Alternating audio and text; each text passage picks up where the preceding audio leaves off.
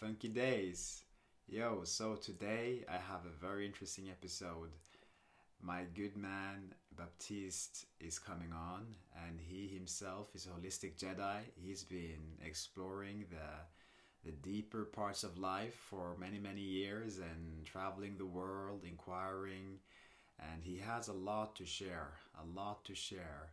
I'm gonna say that this episode turned quite esoteric, so um, something I enjoy very much. Something I enjoy very much. So I invite you to receive whatever resonates and whatever doesn't resonate. Either leave it alone or contemplate or yeah, do whatever. We're sharing our experiences, and this was done with a smile rooted in the heart. Finally, I will invite you, if you have an Apple iPhone and could give a 5-star rating on iTunes, I would very much appreciate it. And if you're watching this on YouTube, please like and subscribe so that we can get things expanding and flowing abundantly. And with this, I say thank you, thank you, thank you, gratitude forever, deep in my heart. And I'm looking forward to share this with you. Yeah. You're not just a male aspect, you're also a female aspect, and you're also an inner child aspect. So within this trinity, and without the understanding of this foundation laying inside of you, you can grasp better that you need to be in touch with your sensitive side, your feminine side, even if you're a male, because that will empower you. Actually, it's not a weakness, it's an empowerment. The sensitivity has too long been talked about as a weakness, but it would be nice to express together that it's a strength actually. 100%, 100%. So we're diving straight in, talking about how sensitivity is a strength. And in a previous podcast, I talked about vulnerability and how vulnerability is a superpower. And I also feel that sensitivity is directly linked to um, vulnerability and receptivity, really. So, in your understanding or in your process of, you could say, awakening the feminine side of you and getting in touch with that, how has that been for you? And what do you feel is different in your life now that you feel yourself to be more sensitive, and how it perhaps was before? So for me, it's interesting because I always felt very connected to my feminine side as a male in my life. So as a child, I had a lot of suffering from my parents separating when I was 6, 7 years old, and I never lied about the pain I was having from this experience. I was always honest about it, and it was making people feel very uncomfortable that I was just saying I'm suffering because I don't feel love within my family cluster. You know, the foundation of love are not here for me because at 6, 7 there was just a war and a big questioning from my part. It's maybe because of me that all this is happening. Because that's the tendency of sensitive children to not have the tools to communicate and understand things, and so they just process it in the way they can. And so I was always very honest about this, and it was a weakness for a very long time because you're very weak if you just suffer in this world and you don't have many people to really support you. And when I mean support, I mean bring you real presence and real understanding or listening, and be a mirror and reflect to you that it's okay, it's an experience, that you go through it, and you just feel despair and feeling of being lost, basically. So yeah, for me it was interesting because once I started to understand that vulnerability is the highest form of protection, which Lao Tzu or Confucius say one day. and which today I totally understand with my practice of Qigong and different holistic understanding of life or appreciation, sensitivity, capacity to see things for what they are. So this comes back to a true connection to our inner child and to think about ourselves more in terms of not just one person, but three aspects. Like you have your inner child, which is the version of you when you were a child and playing for hours, not thinking about anything, just playing for the sake of playing and not playing to gain money or not playing with a goal attached. It's really the experience of playing, of being playful. And this is an aspect of our being that needs to be cultivated, that needs to be taken care of. Same for the feminine aspect, which is the sensitive part of us, which is able to care for others, to feel and share love, and and the male aspect being the capacity to take decisions and having the capacity to hold the space for others, just be present for others and not nothing else, just be a pure masculine presence, um, a pillar of light for others, you know. And yeah, I believe that we are all these things and not just one. Ah, wonderful, wonderful sharing, my friend. Wonderful sharing. I hear, yes, like you said, from a child early on, you were quite sensitive and you weren't hiding your sensitivity either. That you recognize that in your family constellation, there was a deprivation of love. There wasn't a lot of love, and you were painting with that, and you were really having a difficult time going through that. And then you said, at some point in your life, you had an insight that vulnerability is the greatest protection. Was that what you said? Yeah. Now, vulnerability is the highest form of protection, which Hi. is Go on. which is a paradox in itself. Because how can you be totally open and totally vulnerable, and like you said, with superpower of protections? But because there is no separation, there is no you and me. There is only God or the source. And so, if you come and attack me and violently attack me, and I say, oh, like stop doing that, and just I start behaving as if there is a duality and as if there is you and there is me. So if I do that, I create the separation, and there will be violence and there will be a fight. But if I go within my own self-love and I see your attack as just another myself being disturbed, and so I tell you, I welcome you, but please keep your distance or keep your space. And by saying that, I haven't created any duality, any separation between you and me. I've just been clear and stated what I allow in my field and what I am not allowing. Great insight. Great insight. So Have you had? Go this on. is what I relate to the Jedi powers inside of us, you know? And this is quite a powerful cognition and a seeing that everything is of the same substance, or you could say everything is emerging in the same one reality, and that there is no fundamental separation or isolation between one individual and the next. We're all of the same, you could say, we're all created by the same life force. The same life force is creating all of us.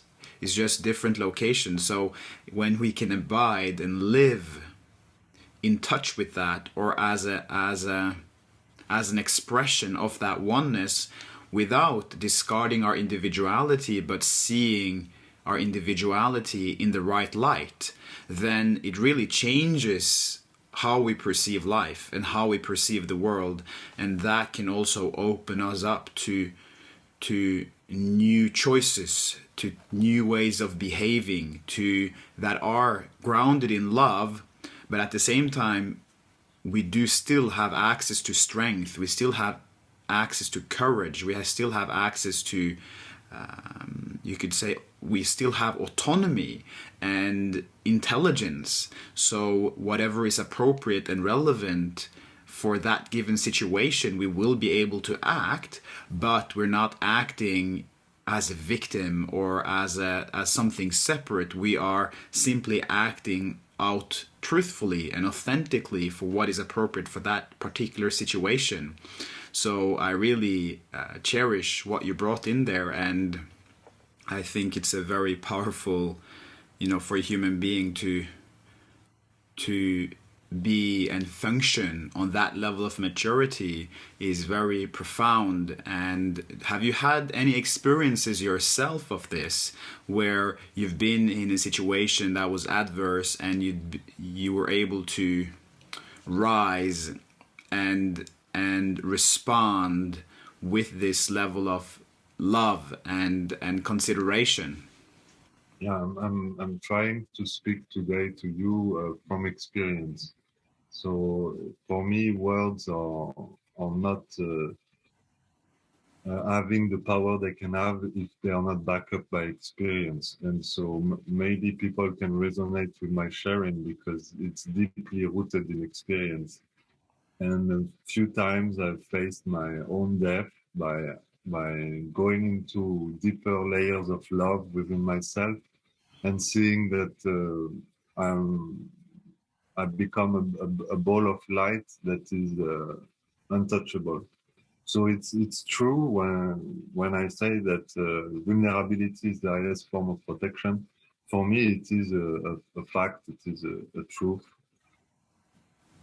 that if I love myself enough, nothing can hurt me. Basically.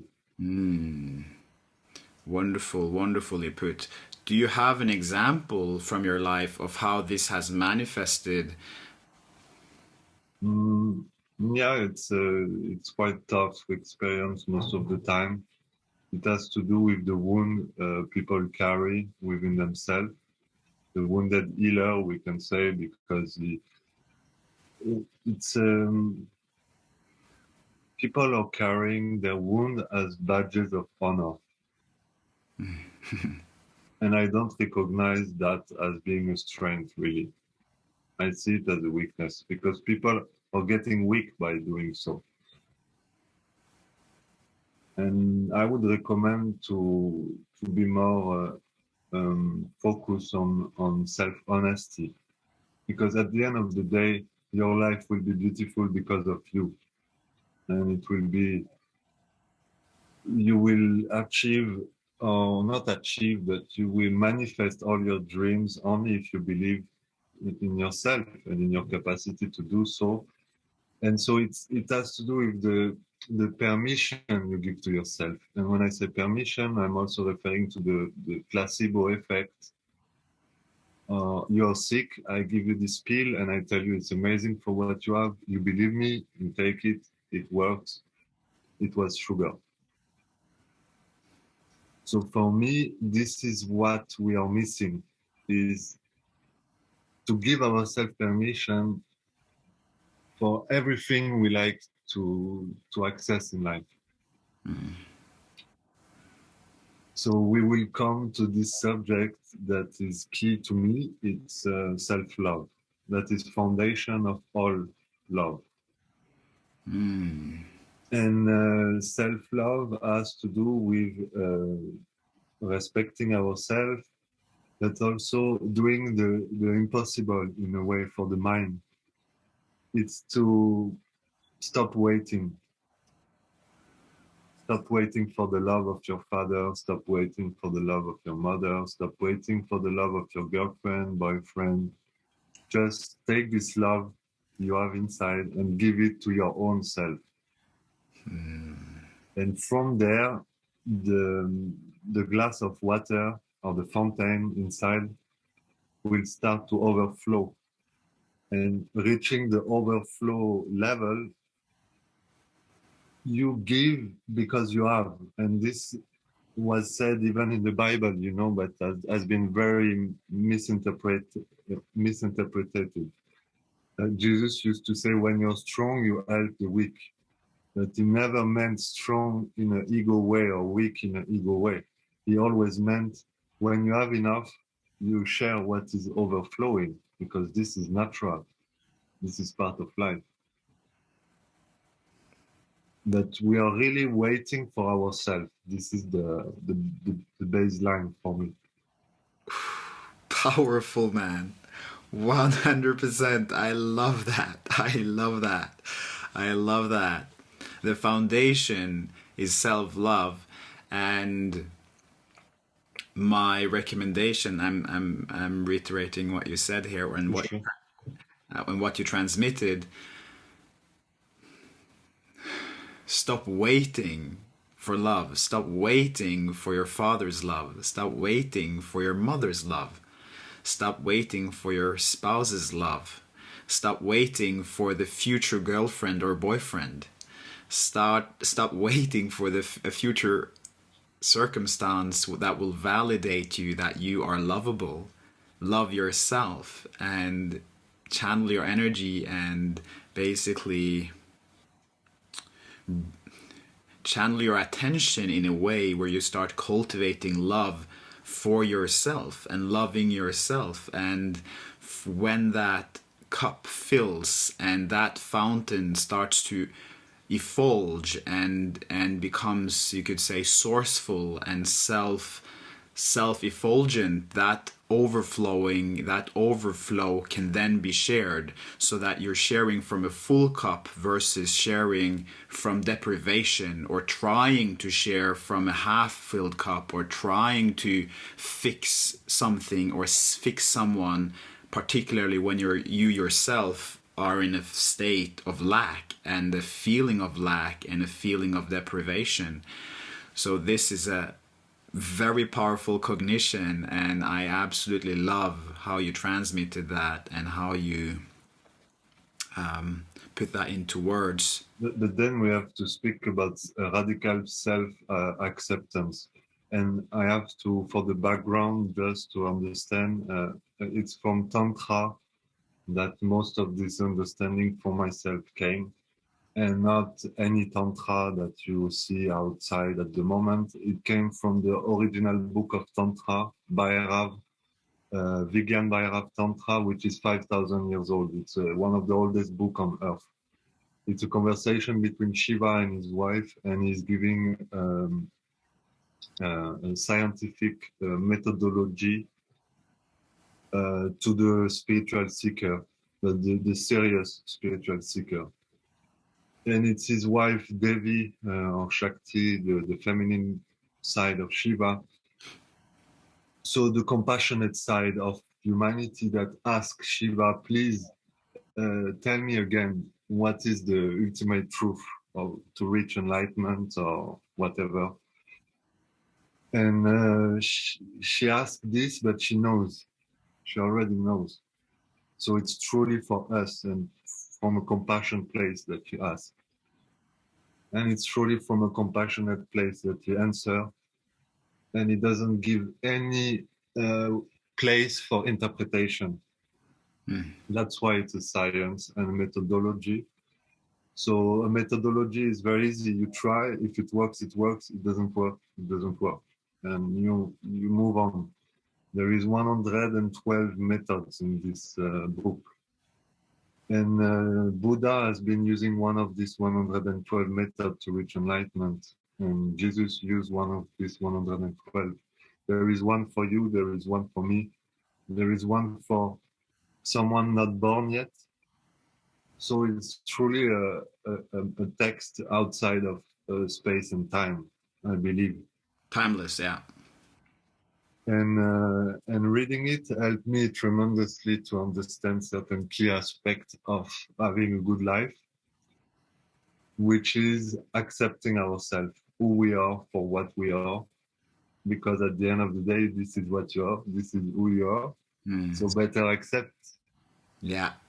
yourself Wow. and not try to be someone that is already taken. You know, just be yourself. That that's fucking enough, man. Be Don't try. yourself. Oh, that is brutal. Brutally true. Brutally powerful. Brutally loving. Brutally powerful. Whoa.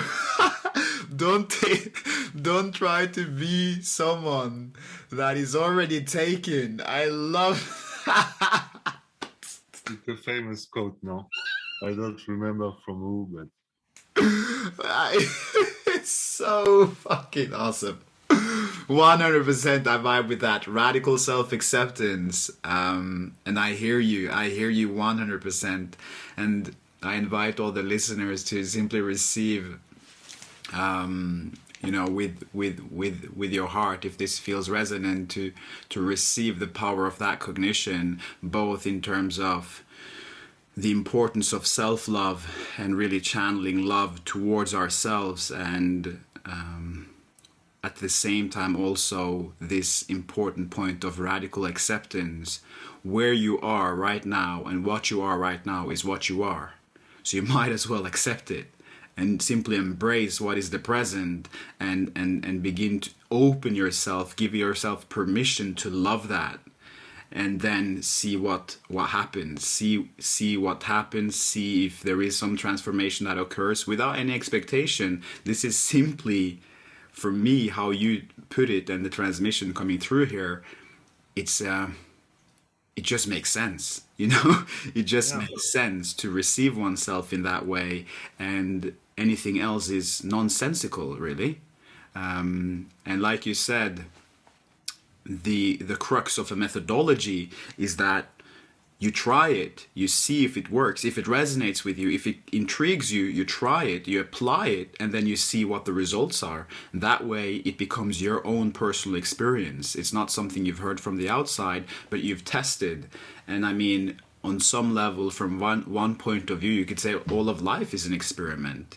Every moment is fresh, and we have no knowledge of what's going to happen tomorrow. If I step out of my apartment building, I don't know what's going to happen. So that in of itself, you could say, from one point of view, is an experiment. And we can access certain knowledge, certain cognition, certain truths that will profoundly empower us, and make us rise to a greater way of living that is rooted in truth, that has these wonderful qualities that we all from our heart aspire towards. Yeah. I think for me, what truly helped me in Tantra and in realizing that, um, like, I wasn't at peace really inside of myself. I wasn't at ease, you know. The disease and ease, to be at ease. And it has to do with answering for me the question, who am I, where I'm from, and where I'm going, you know. If you are not questioning that, it's easy to manipulate you and to make you live a life that it's not really what you want to do or what you like to do. And what is worse than to see life pass in front of you and not live it.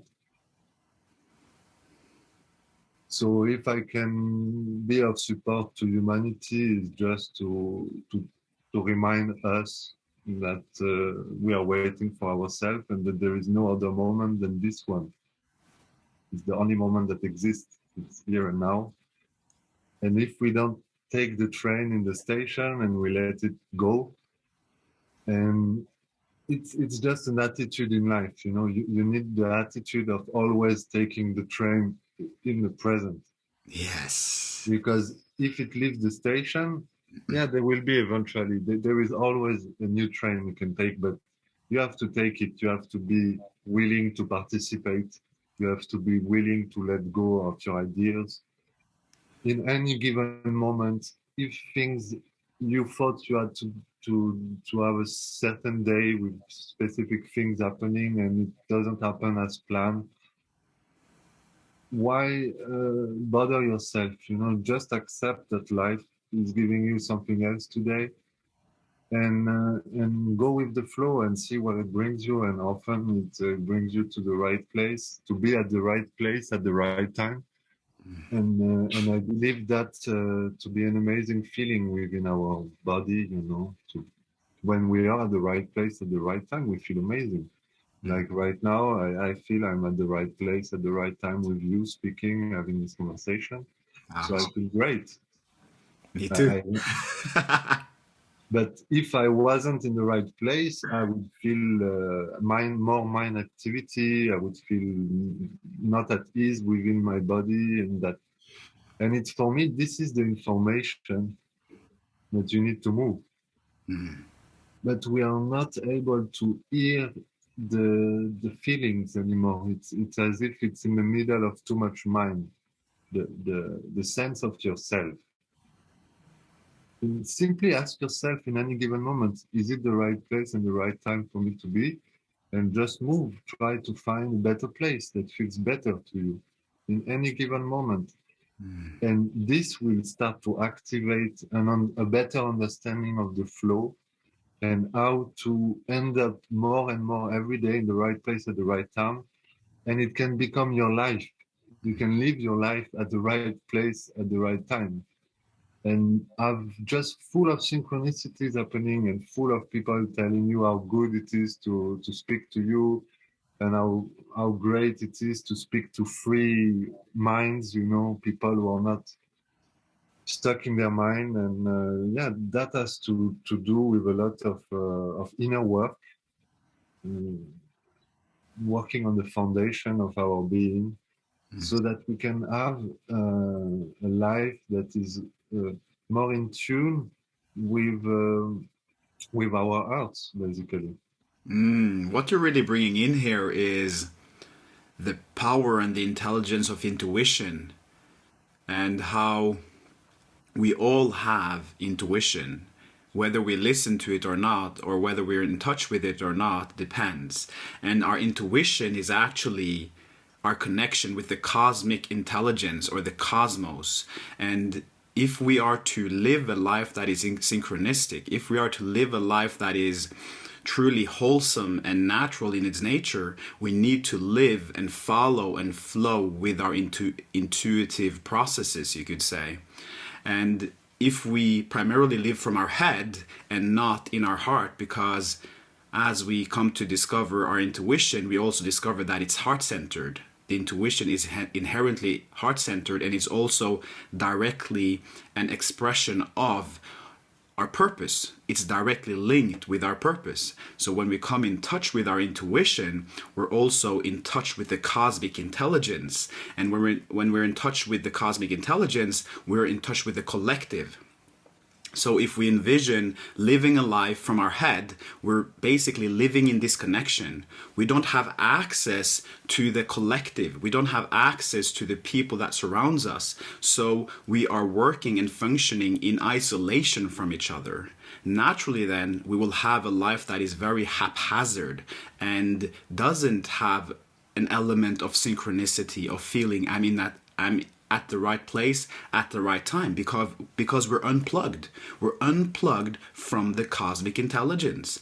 And really cultivating the intuition, where the key word is listening and sensitivity, is absolutely essential to live in flow. Not to just be in flow when we're doing a certain activity like playing a video game or playing basketball or going golfing or at the kitchen, but actually living a life of intuition and living a life that is in flow.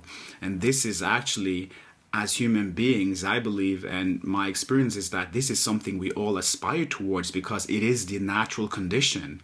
And that's also when we will effortlessly begin living our purpose and living a life that is truly empowered and connected. And that, in that, our individuality finds its rightful place. And in that, we can celebrate oneness while simultaneously finding expression, playing, and just living this mystery to its full potential. Yeah, trust yourself, no? Trust yourself 100%. Because yeah, it's so nice, you know, also to become. I think it's something that has been taken away from humanity, that this capacity to realize that we are the own star of our own galaxy, we like to say, or the own star of our own movie, you know, Mm, not the star in the egoistic way, but we have this importance in the story. You know, if we don't take our place in the story, then you look at the world. You know, people are not taking their stand in their right place, which is their soul and their self love and in the self-respect, which has boundaries. Self-love know how to say no. yeah. You're able to say no to things that seems totally demanding far too much from you, and you know that in order to be able to share your love, you have to respect yourself. You have to, in moments, say no to certain things, and that's okay, even if people make you feel guilty about it. If it truly comes from a true place and not from the mind, there is there is no issue regarding, you know, loving ourselves, and we are mirroring to each other the level of integrity and maturity we have, and that's not a bad thing. You know, let's keep on learning from each other and grow and put our ego aside, because for me, from experience, I can tell you, Wazee, the ego doesn't exist. It's an illusion. It doesn't exist. Repeat that. What did you say? I didn't hear you. The ego Yeah, yeah, doesn't exist. yeah. I agree. And so if we can share this message to the world, is guys, stop playing with your ego. It doesn't exist, you know. Yeah, I mean, I can actually riff on that. So how the ego happens is the moment the soul it identifies with the particular, the moment the soul identifies with a self-image or identify with something in life, that's when the ego arises. But it is a complete construct, so it's not rooted in the actual state of affairs. It's not rooted in reality. It's something we actively create, and I can feel that you're in resonance with this. So that is what is meant when the ego doesn't exist or it isn't real, is the fact that we're actively creating it by identifying with thoughts and identifying with emotions. I would go deeper with that. Is that I had the personal experience where I was brought in another dimension of spirit world, and I was with Father God and Mother God that were played. These roles were played by two of my friends that were a couple at that time, and they were in love. So I believe the love that they were sharing was uh, giving me access to the constellation. We could reach that constellation because of the love. I truly believe in that aspect. And so they were playing this role for me of being Father and Mother God.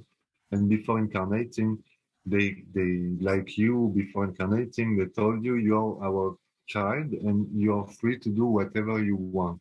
They gave us the gift of free will. You are free, I am free, we are all free. And right now in this life, you and me and everyone else, we are expressing our free will in every moment of our life by each thoughts, each action, and each thinking we have. So we need to become aware of that. And we are free also to play with the idea that we are separated from the source. And there is a tremendous amount of love in the freedom to play with that thought. Because we are free. So if you're truly free, you can you can destroy the earth. You're free also to do that. But I believe now is the time for us to start taking responsibility for our own life, for our own self, and reconnect to the world, to life, and make sure that you wake up every morning and that you live a life of meaning, that you bring meaning to your life by asking the right question to yourself. I'm very much in resonance in what you brought around free will. You said I will take it deeper than that in response to what I shared. What was the element that you felt brought it deeper, or what did you mean by that, or what is the deeper dimension? I'm curious. No, I mean you totally expressed it properly. It was just the in what you said, the fact that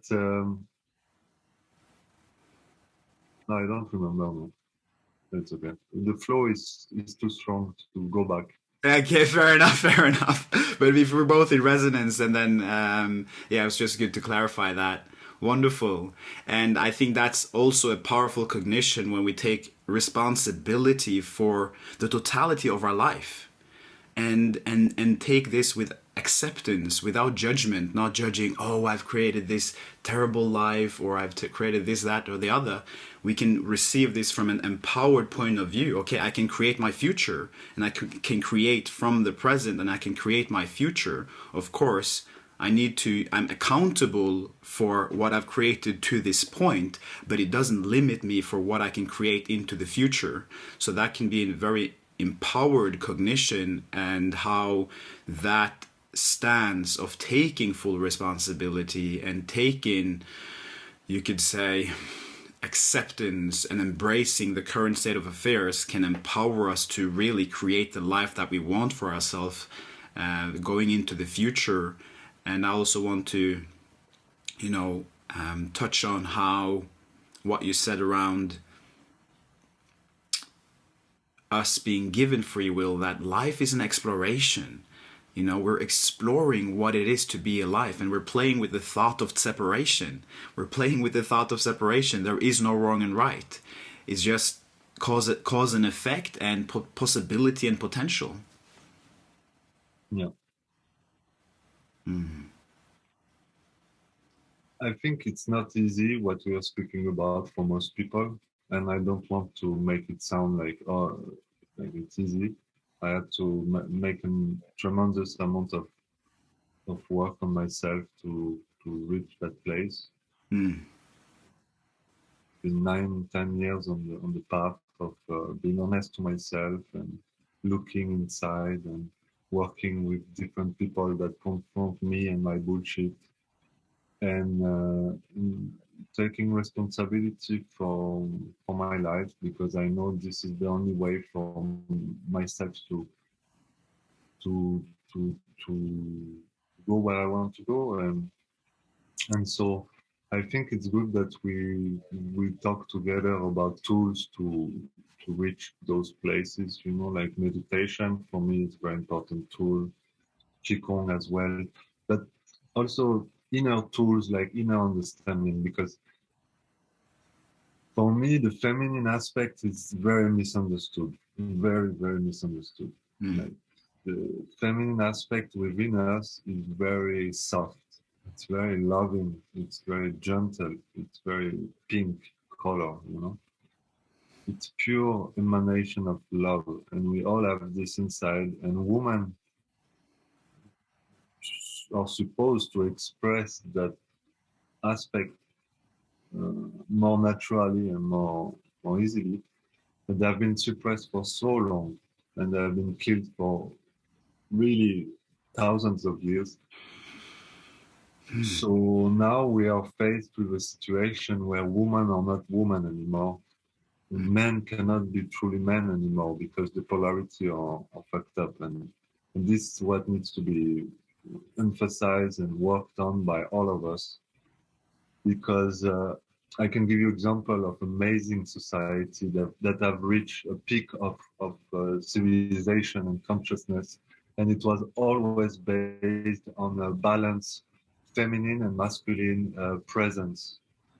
The, so the male aspect, the male archetype is the hero and is the one who protect those who cannot protect themselves. So the children and the woman, he will have this role to play. Uh, so look at men at the moment; they are not really focused on their work, really on their true work. And women are supposed to be pure loving presence, uh, unconditional love emanating at all time, and the woman who channel with the most purity this this feminine presence. It's not a competition, but the one who has the most self-honesty and self inner work and manage to channel the most amount of this feminine presence, she will become the interplanetary goddess. Like she will anchor the energy of the goddess for the entire planet. And same for the male. The most pure masculine presence will become the archetype of this polarity on Earth. Mm. And could have a tremendous effect on the entire civilization, society, the art we create, the expression of life on Earth, the children playing around, not the children being conditioned, or we don't ask them to put a mask on the face, or like life is happening. There is a lot of joy, a lot of freedom, a lot of consciousness, and we start building the new world. Mm. Because right now, I think we are in a very difficult situation since a while. It's coming to an end from my point of view, and if it's seemingly appearing very chaotic, it is a good sign because before Renaissance there is a chaos. So before the rebirth there is a death, you can say. Mm. And I had my personal rebirth process 10 years ago, a very deep experience for myself where I died and I came back from it a total new being. I cannot relate to the person before, I'm someone else. Mm. I'm much more light since that day. I'm not carrying depression. I used to be depressed for 7 years. So I know the ups and downs of depression very well. And once I had my rebirth, I never had any state of depression ever. And Mm. I know what I'm speaking about because I was depressed before, so I can relate. Yeah. And so the rebirth is a big thing, and you have to allow yourself to access the rebirth. It won't come, it won't fall from the sky. No one will come and save you. No one. Celebrating that. You have to push yourself, and It felt to me like jumping from the top of a building, from the roof of a building. Mm. Truly, to give up mm, my identification to my pain, to my struggle, to all this, it was fearful because it's the only thing we know. When we have it for so long, we identify to this part of ourselves. We think we are weak. We think we are not lovable. We think we don't deserve to have a good life. We tell ourselves all kind of story, but it's not the truth. Mm. I'm celebrating what you're sharing, my friend. I'm celebrating it. I'm celebrating it powerfully. You could say that rebirth event, how you described it, for me has been more of an ongoing process of that's been happening and unraveling for many years now. Because me remembering back to, let's say I was 20 or 15, I can't really connect with that part of me anymore, it feels like. And I feel like a completely new being. But this has been a gradual process that's been happening over years, and is still in process, is still in continuity, and is ceaseless actually. So Each breath. each breath, exactly, each We breath. die and we rebirth. And each breath. Perpetual expansion, perpetual evolution, greater levels of maturity. And when you touched upon the power of the masculine principle and the feminine principle, and whichever being that embodies that of the highest vibration will then rise as a leader. But that's kind of a natural born leader that has, where the verification is in the vibration, and everyone would simply allow that and celebrate that. It's like everybody, I mean, from me for once, of course, like if I recognize someone who is of a profound intensity of integrity and a profound leader, I would love for that person to lead, and I would give my all and support that leadership. Today, in our day-to-day society, we have something that resembles that with democracy, but so we can actually relate to that that concept or that understanding within our daily life. But in our day and age, of course, this is completely distorted, and is not reflected that the leader who is leading is the one that should lead, or is the being of highest vibration, or the being that is most qualified to lead us. It's a system that hasn't come to that level of living, you could say. Yeah, that's why we have to become our own leaders again, and stop expecting that Donald Trump or Biden is going to change anything about our life. Yeah.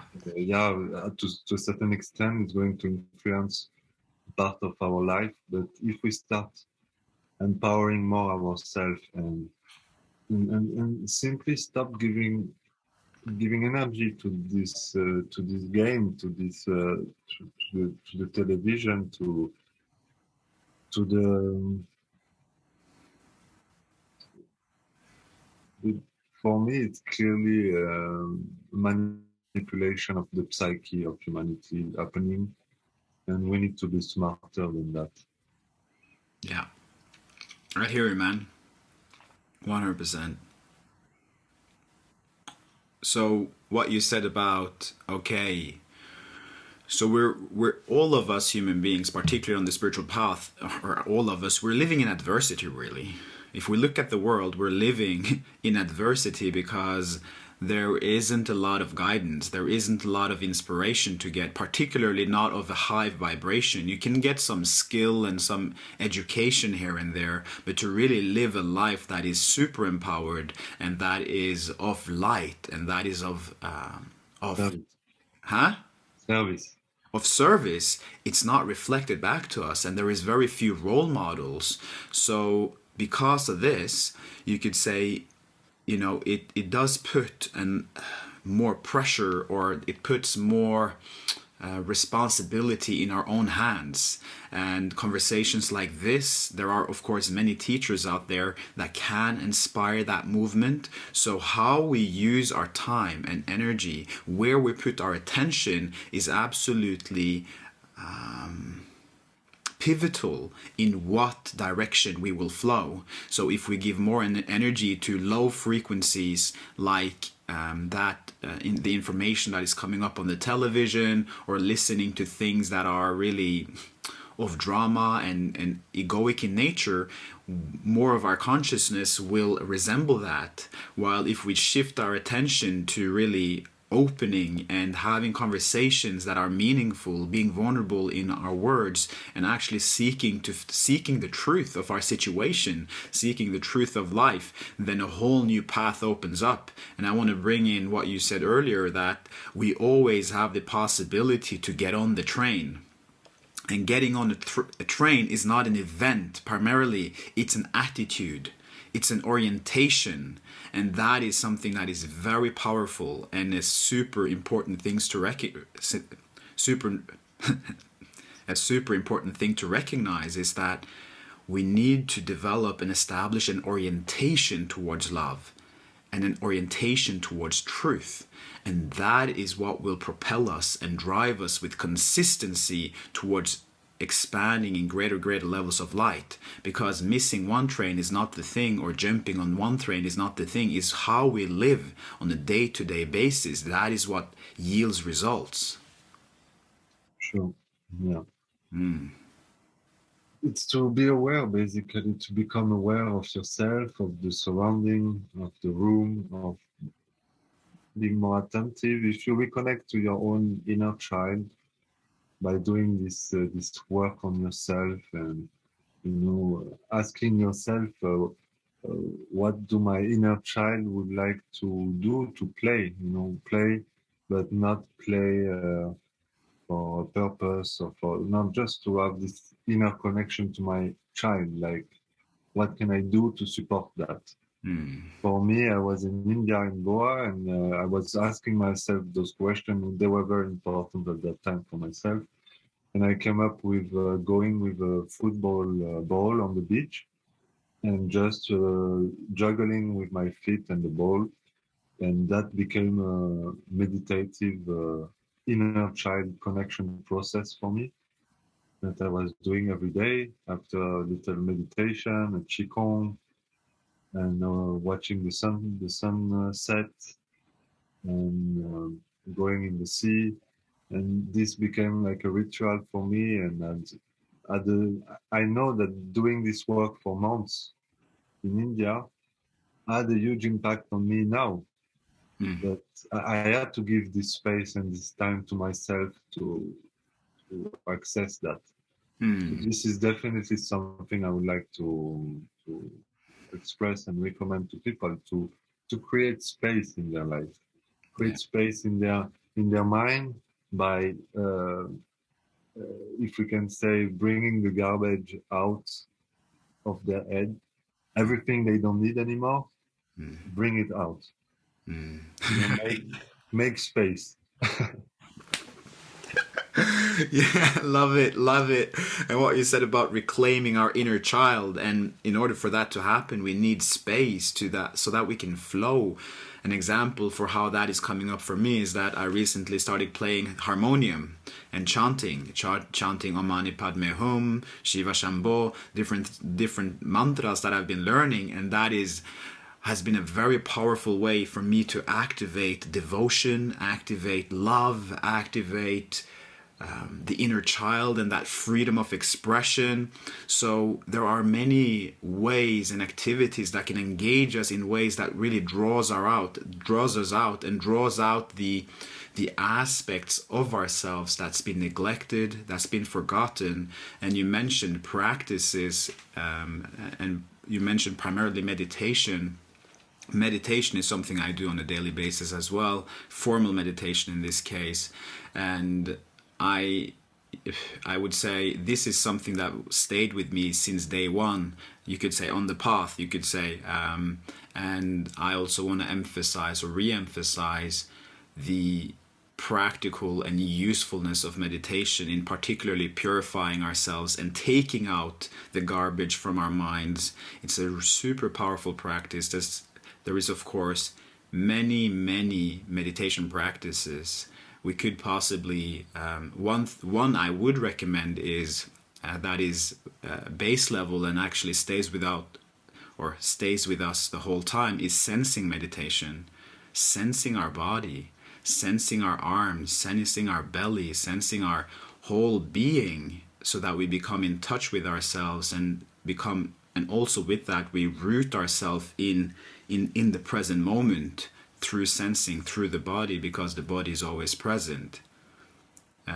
So I'm going to invite you to share, potentially riff of that, and mention some other practices for people listening, so that they potentially can begin to access greater levels of intuition. The cognitions in themselves, I just want to say this, is super powerful because basically there is transmission, and with that one can unlock certain cognitions and certain perspectives and understandings, but putting them to application and putting them to work is essential for them to actually be established in your being. So when you were speaking about, I've been on this path for 9-10 years, and this has been an ongoing process where I've been engaging with sincerity, with dedication, with devotion, that goes the same for me, and I believe for anyone who's been on the path and have, you could say, prospered or excelled. Yeah. It requires consistency, it requires sincerity, it requires practice on a daily basis, and that becomes a way of living. And when it becomes a way of living, it becomes second nature, and it really calls you out day by day. Yeah, and for me, it was very helpful to find compassion for myself with the feminine path of Tantra and understand that Tantra is the feminine path of self-realization. And you can be male and be more inclined to that path. It happens. And yoga is the masculine way of self-realization. Yoga, you go against yourself. You have to wake up at 7 or 6 o'clock in the morning, even if you don't want to. Every day, every day, every day. It's the warrior way. You go against your envy, your wishes. You have to you reach enlightenment through the fight with yourself. This is why it's called the warrior path. And the Tantra is more feminine. It's the path of total self-acceptation.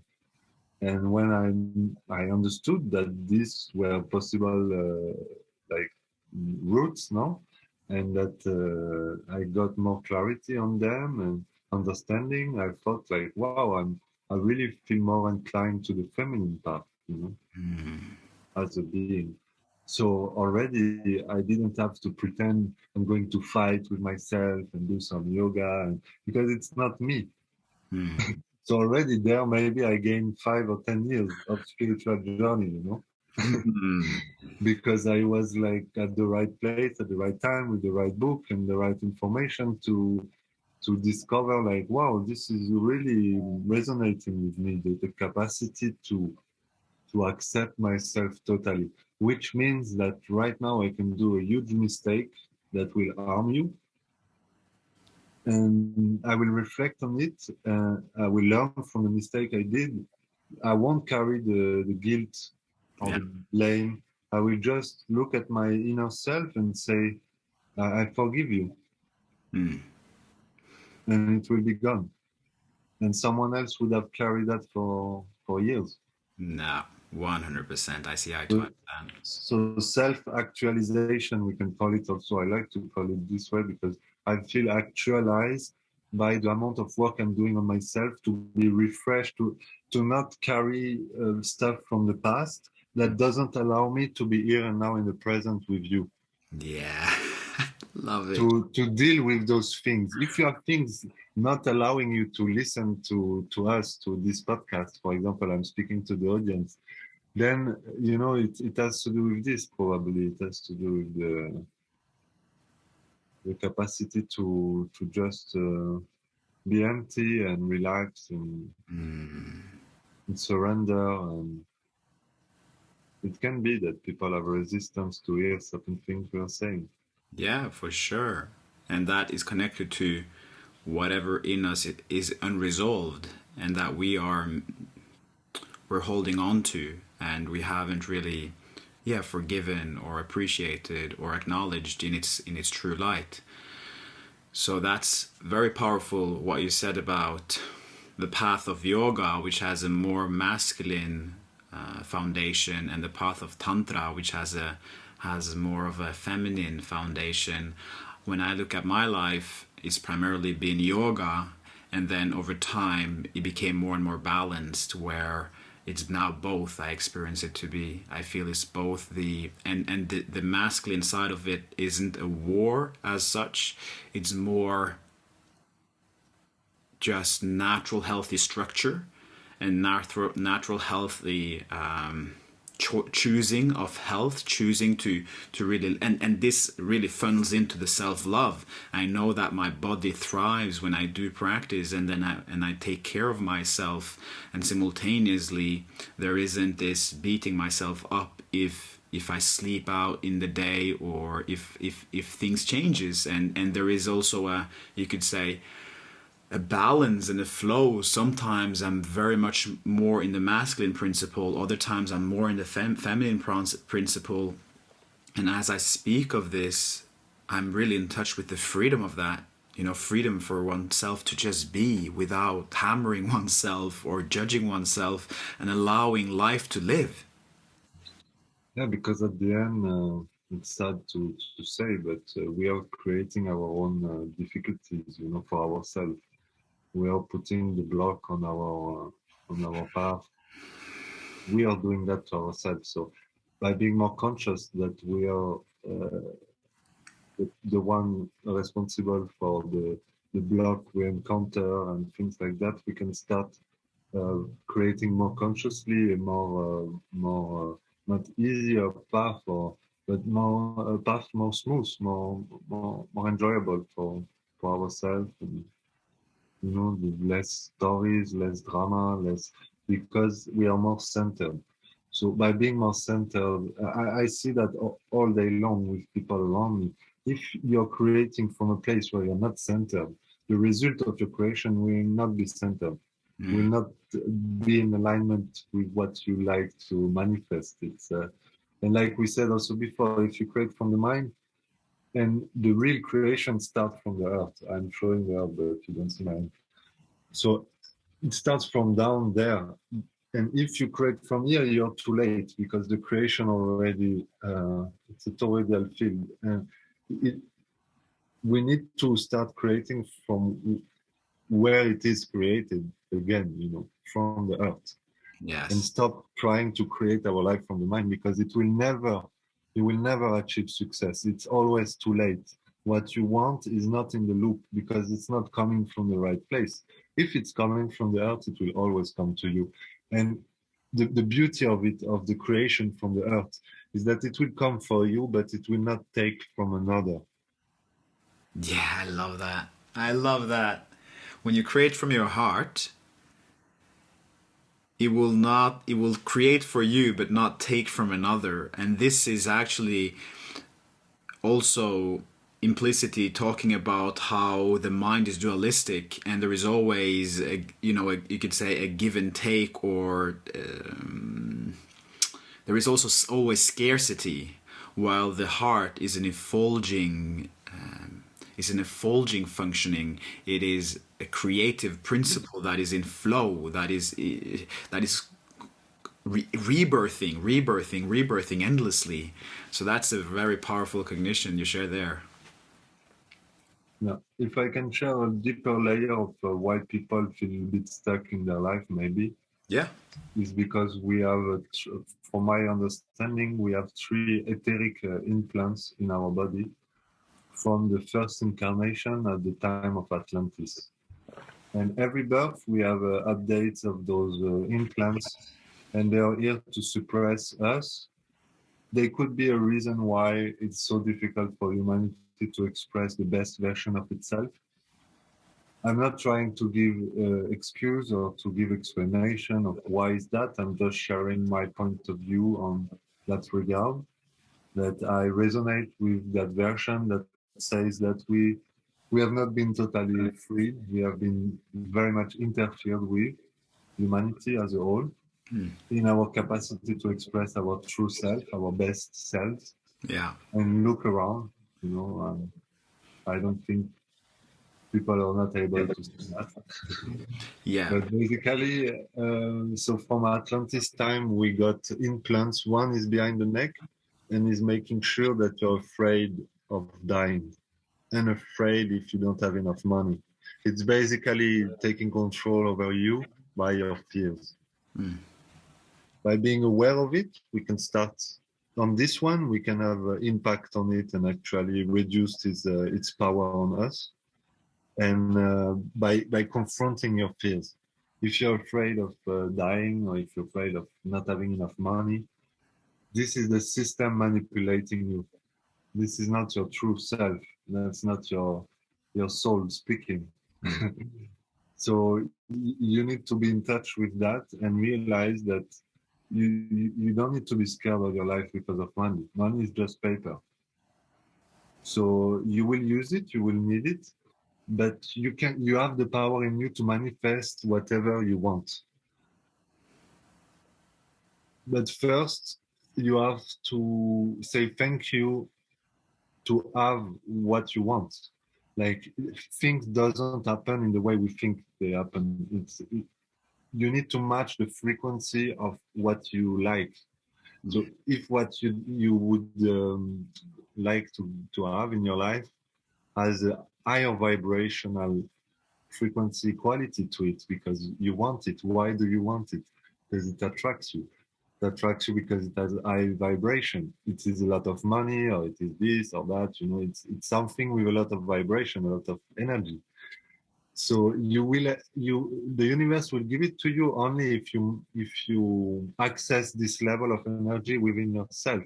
Because if not, you're saying to the universe, "Hey guys, I want this, but I'm not able to show you that I have the level to have it." I love it. So we all have the level to have it. You have the level to have everything you want in life. You want a bigger house. You want an amazing, beautiful soulmate. You can have what you want, but it comes from a place of trust, of a place of knowing, and of not believing just blindly, but participating in the manifestation process, which is 3 steps. First step is visualization. Second step is bringing the emotion of already having what you visualize. And the third step is action. You need to take an action in the physical that goes in the 2 first steps, that goes in the line of the visualization and of the emotional experience. Mm. Super powerful, and I'm highly in resonance. We're talking about the law of attraction here, and we're also talking about the different energy centers in the body, because it starts with a heartful desire for something, and then in your mind you could say you're visualizing what you desire, and then you bring it down to the heart and to the belly with that elevated emotion of abundance and of acceptance and of love, and then from the belly center you take action in resonance with that intention and with that intuition, and that becomes a wholesome process, a process where everything is in place to manifest whatever we want to manifest, and is done from wholeness, like we say, with an overfilled cup ideally, and that way and that way the outcome becomes a celebration. The outcome becomes, that creative power that is so intuitive and so alive as a possibility, but not necessarily the actuality. So you're talking about self-actualization as well. Yeah, so I just wanted to mirror that back and share how much in resonance I am with the principle that you share. Yes. Yeah, I think I want to continue on the implants we have. This one control our fear and lack of money in Mm. our life. And then we have one that is more close to the sexual chakra, between the sexual, just above the navel, 2, 3 fingers above the navel. Some people can feel it, and it's more tense there, and it's almost painful if you touch. So this would be some of those implants from Atlantis, from our first incarnation after the fall of Atlantis, because since then we have not been on the golden age side of things here on Earth. It's supposed to come back now because we just entered the Aquarius age again. So this year the astrology will support greatly the transition of society, of the structure of society. And it can appear like I'm crazy to say that, but time will tell, let's say. Mm. And so we have another one there on the above the navel, and this is controlling the Kundalini, the flow of sexual energy. So basically, women are stuck from their sexual energy. They have access to the heart chakra energy, but they are cut from the sexual energy. And male, they have access to the sexual energy, but they are cut from the heart chakra. Mm. Okay, so the entire job for couples or male and female is to breathe for female is to breathe the energy down from the earth to the sexual chakra, and for the male to breathe the energy up from down to the sexual to the earth. Mm. If you do that by yourself, it's already good.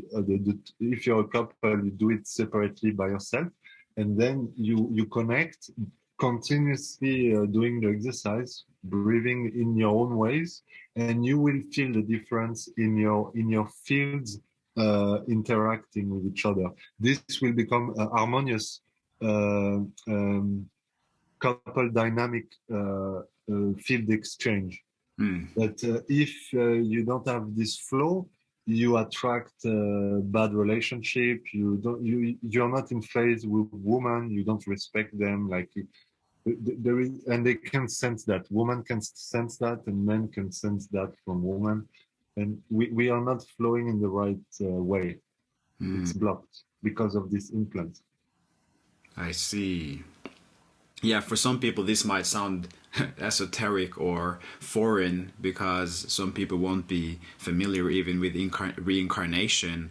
So this, like I said, can sound foreign. If it doesn't resonate for you, just leave it be. If it does resonate, it can be a powerful consideration that might empower you to expand. And the reflection, the essence of this reflection is that we as male, which I think many can connect to, is that a lot of our energy is focalized in the lower chakras towards the genitals and the lower belly centers, while and the heart center is somewhat blocked. So we need to really bring more of that energy upwards to the heart. And for women, the heart center might be open, but the sexual center is blocked or restricted, and in that there is a necessity of bringing energy down to the genitals.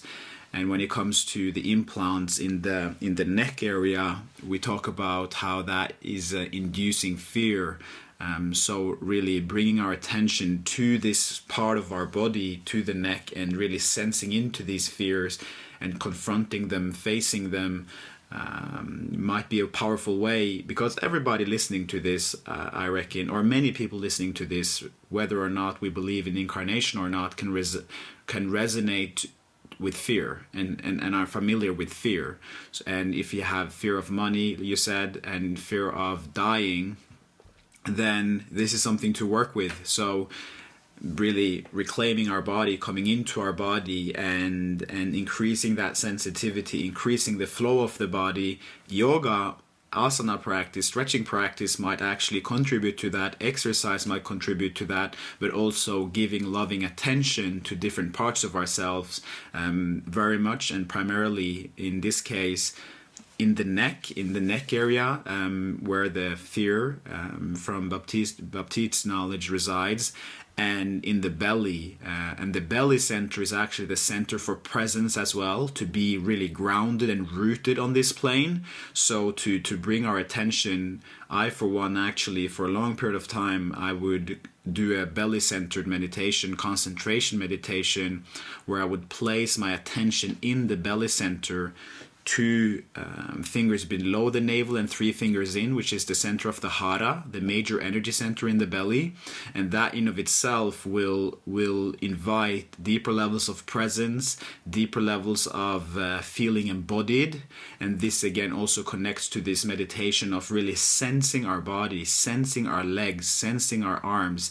And this generates and allows the possibility for us to really become embodied beings, and also with time leads to greater levels of maturity.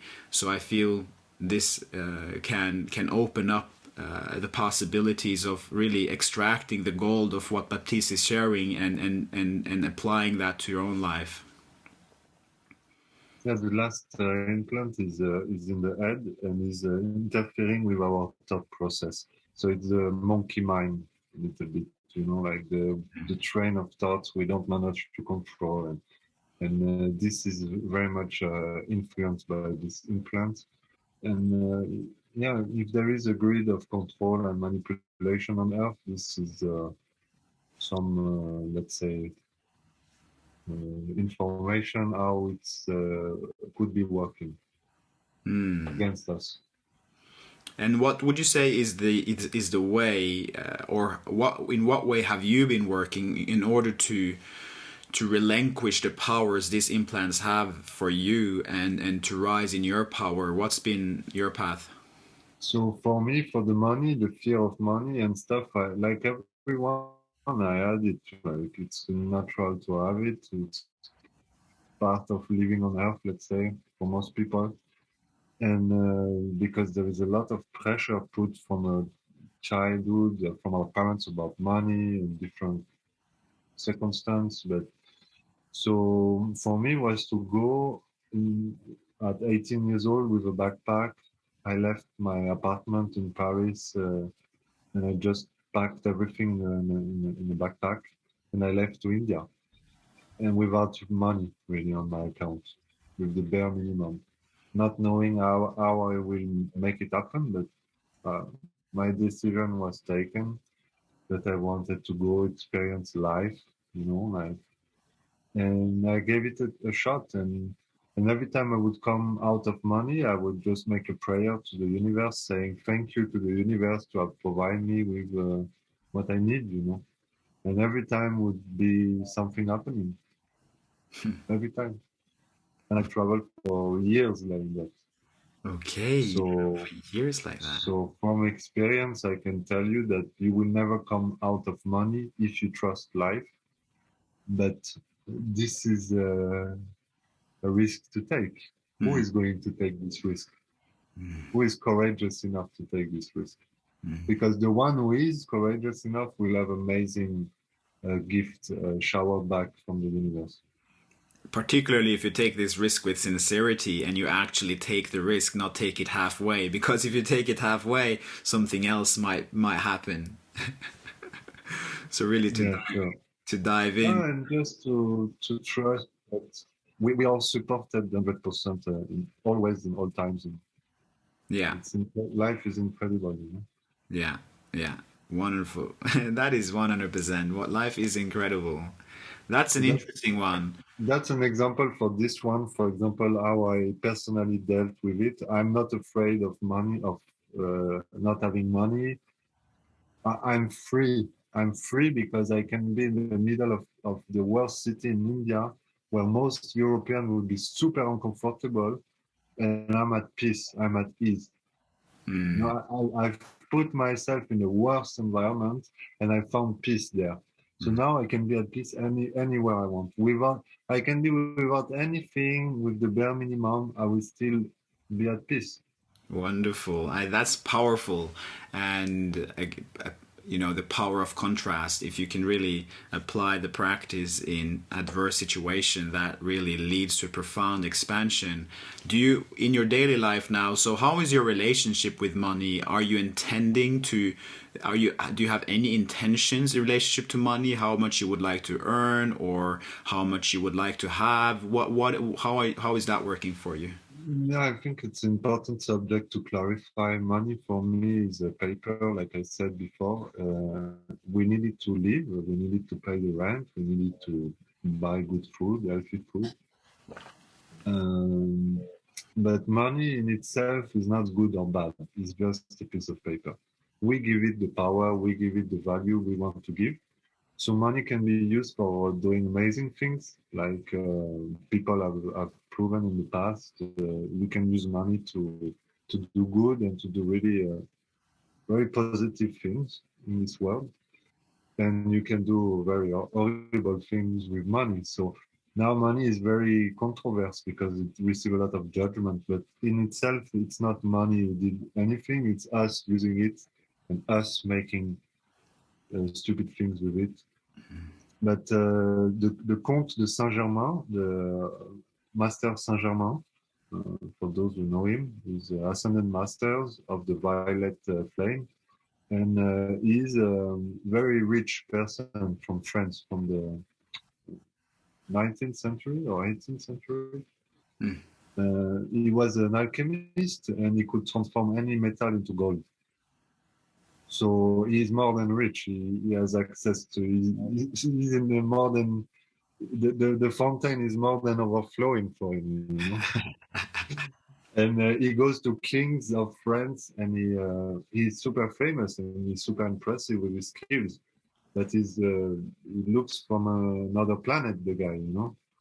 He's an ascended master. He has all this kind of personality. He uses different bodies in different times to reincarnate.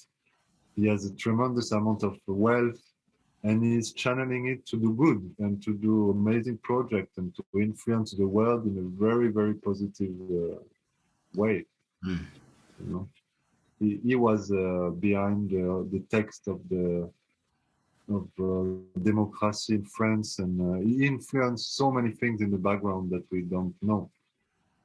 The Queen of France of the time of the Revolution has had a very bad press in the history books, but she was actually initiated by Saint-Germain to the mystery school of Atlantis, and she was initiated into goddess mysteries. And there is a special place in Versailles that she made build that is called the Temple de l'Amour, the Temple of Love. It's a very special energy place on Earth, connected to Washington and to the Pyramid of Giza directly with the exact same amount of kilometers. So it's a very important place for France, especially, and for Europe. And there has been in the past some very high consciousness codes brought to Earth through this place. Mm. And they will be reactivated when the time is right. May I put something in here? So I don't know if you feel this is a space where we can also talk about the stone. Yeah, sure. Yeah, so please share about the stone and the vibration of that. Again, I want to reiterate that we're tapping into some esoteric language here with incarnations, multiple bodies, stuff like this. So if this is unfamiliar to you, just hold it lightly and receive what you feel resonates, and whatever not, let it fly. If you do resonate, let's celebrate and and just have a good time. This is ultimately what me and Baptiste is doing right now. We're having a good time. We're sharing what's on our heart. We're just jamming on what we experience to be the truth, and we're bringing that out into the public space. So it's all love, it's all joy, and it's all of service. I feel like I can feel the compassion in Baptiste's heart and my compassion as well. So we're meeting in that. So the stone I spoke to you about is from Sirius. Is a meteorite stone that appears totally black when you look at it.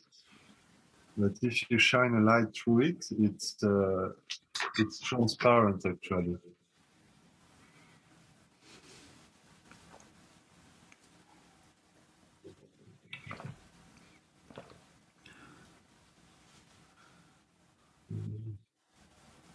Yeah, got you. So, yeah, basically, for those who's not watching this, he basically took a flashlight and you could see that the stone is transparent. It's a black stone of different sizes, and its origin is a meteorite. And this stone is meant to have, and it embodies certain powers, certain properties, certain frequencies, which Baptiste is about to share now. So yeah, it's a stone from Sirius star system. The Moldavite would be from the Pleiades, and this stone from Sirius has a special role to play apparently in the transformation of the situation here on Earth by anchoring more cosmic consciousness, cosmic energy into the grid of the Earth. because right now you're able to perceive or sense or feel that humanity is changing in a way a bit. We are eating more organic. We are stopping all this meat abuse and meat killing and genocide that is happening under our nose. And we are becoming a little bit more sensitive to certain aspects of life, the environment and certain things. It's a collective energy that is rising, and I believe we can all sense it or perceive it now. In 2021, I think it's obvious to so many. Something is happening. Not everyone understands and knows why and what will happen out of all this. I believe this stone to be a key role to play and had a key role to play in the history of humanity. It was carried by people who changed the course of the history. Alexander the Great, Nicolas Roerich, different person of importance has had this stone with them. The Templar who created the banking system that was not at all based on slavery when they created it. They carried one of these stones 700 years ago. Um, and the purpose of the Templars and using of this stone was a sacred duty of holding the balance between masculine and feminine presence. And they were a keeper of the wisdom, and they had the special initiation rites from Egypt of resurrection, living resurrection. So the Templars were just another form of those sect or of light beings that at the time could not do their things openly. They had to create small groups because it was too dangerous for them to do that like we are doing it now, let's say. Mm. At that time, it was not possible. So they had to create small groups and they would be initiated into the brotherhood, and they would defend their secrets of the initiation with death, because they knew at that point after being initiated that death that didn't exist. They had a living resurrection experience. So they knew by experiencing that death doesn't exist. So they were a huge threat to the Vatican. And that's why nowadays, when we hear about Templar, we think they were bad people, they were violent. And yeah, of course, they were from that group more positive and more negative sides to it. But mainly, it has been a very positive group, and the Gnostics as well, and different the Cathars. For me, they are the same group in different time, let's Mm. say. So and the name of the stone is Cintamani, yeah, it's the in Tibetan it means the jewel lotus. the jewel lotus in Tibetan. Tibetan is ancient tradition, Buddhist tradition, or Tibetan Buddhism at least. So the And jewel because of the soul aspect. Like I told you, this stone is transparent because the symbolism of this stone is to remind us of the purity of who we are. We can appear black, but in truth we are transparent. so it's a soul stone ultimately, and that's how it's also to A be. soul activation stone, a soul protection stone, and a solar, and also a earth grid activation stone. That at the moment of the galactic central sun flash, that is supposed to be triggered by the events here on Earth and change the entire surface of the Earth. It will change all of us. This wave of energy that will come from the galactic central sun, Mhm. and it will directly go through those stones that have been placed all over the globe. And through people like you and me carrying those stones, those will be the first one making sense of the energy entering on the plane.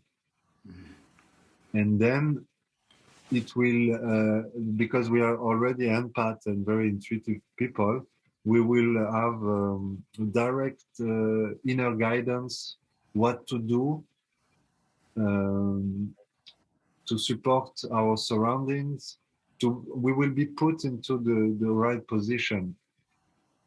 It will become very intuitive process, very strong process of evolution. From one moment to the next, mm, we make a quantum loop in the way we live, the way we understand each other, life. It's as if the realization you and me had about the reality of this world, everyone will have in one moment. Inshallah. Inshallah. So, what I want to go on, do you want to continue? No, just if I can just give some backup to what I just said is, I don't think we are meant to be afraid of the future. You know, now the future looks very scary if you're in your mind. It's like the destruction of the world, and like someone like me saying that is like, yeah, it's just believing is a bit crazy, whatever, you know. But I've done so much work on myself that if I come to this conclusion, I mean, I'm not saying it's the truth, but I would consider it at least, because situation is more complex than we can perceive it, you know. If past life is real, if before this life I had other bodies, I was a soul and I had other experience, which I definitely feel I had, because I had past life memory. I had definitely very strong experience of perceiving aspect of myself in other realities and having those experiences and and having learned from those past life also, and not making the same mistake today because of the work I've done in those times. So I think it's definitely no. I just wanted to say more that I don't remember what I wanted to say. Yeah, so then I can bring in actually. So the Cintamani Stone, actually, Baptiste is sending me one of those stones, and some of the people on this call might be in, or on listening to this, might be interested in getting one. What could you just share a little bit about the things you shared about me, how to treat this stone, where to place this stone, and what can happen if you get this stone in terms of the purification as well, just to give some framing, and then possibly also share how people could get this stone if they feel called. Sure, sure. So this stone is basically supporting the activation process of our inner work. So if you're already working on yourself, it's a very good stone to support the process, to accelerate it even further. That can be a bit shaky at first when you receive it. You're wondering what's going on. But if you're already participating in your own process, that should be fine. It will be a great experience for you to go through your process and to be more present, to reach more presence, more capacity to hold the light, to anchor. This stone is better to use it when we are in a good space, because if you use it and you are really in a bad space, I mean, it can still help you, but you might share all your vibes with the entire grid of the Earth. This planet is like a piece of antenna that can broadcast your energy. So if you're in a great energy space, that's a great stone to amplify your energy. It's also manifestation stone, is very strong. So don't think bad things or things you don't want to happen with working with this stone. It's not. It wouldn't be a good, an intelligent use of this stone for yourself. So yeah, just this stone is really good. It can help you while you sleep. If you have issue in your dreams, you feel attacked by different entities and psychically attacked. This stone can help you tremendously to feel more protected, more safe. on dimension level where you don't have all you don't have all the concept and all the understanding. So this stone will help you. We can maybe share a link with the video of where to get them. Yeah. My good friend Patrick in Arizona, who goes and collects them where they fell in the desert, and then he send them to this person who can tachionize them, and then he sells them on his Etsy shop. Yeah. So the stone are tachionized, they're refreshed with a very vibrant energy from space that make them really good anchor for positive light, for And positive conscious and transformation. cosmic light. Yeah, yeah. So using this stone with integrity and really connecting to it the best version of yourself and really meeting it with elevated emotions, that of abundance, that of prosperity, and using it with conscience and consciousness basically. So it's an awakened stone, you could say, and not to be, yeah. And if someone doesn't, for example, someone buys one and at the end, with the personal experience, doesn't enjoy so much because it's too strong or whatever, you can always bury it in the ground. And by putting it 20 centimeters below the surface of the earth, inside the ground, better in the soil, you can anchor a very positive energy, like angel presence can anchor itself there and support the environment. So if you put it around your house or around certain places, if you feel the energy is stuck there, it can help it release the stuck energy.